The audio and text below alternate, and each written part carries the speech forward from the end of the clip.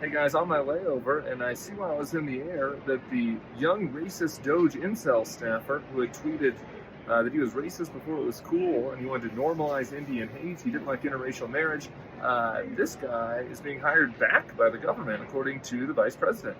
J.D. Vance has been on a kind of hysterical and unhinged and emotional tweet storm where he talked about wanting to rehire this young unapologetic racist. And he accused Indian Congressman Ro Khanna of emotional blackmail for suggesting that his children, his mixed-race Indian children, J.D. Vance says, might have some issue with normalizing Indian hate, might threaten them in some way. J.D.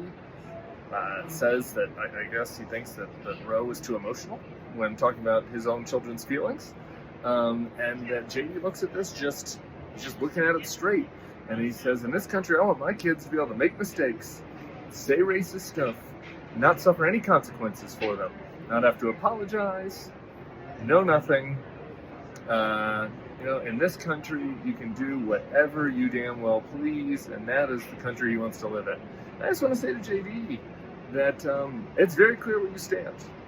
We don't need to be overly emotional about it. We don't need to get all up in our feelings like the vice president apparently has.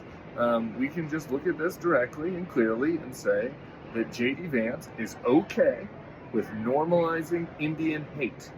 The vice president is okay with normalizing Indian hate, and in his assessment, it's a greater threat to his privileged children that they might be canceled in the future than that racists might target them. So that's where the vice president stands. Everybody can judge that as they wish, but the top line story here is the vice president okay with normalizing Indian hate, okay with the staffer being racist before it was cool, and that young man, that young groiper, will be welcomed back with open arms in the Trump administration. Everyone can judge that for themselves. It's a negative for me. We'll see what the people think.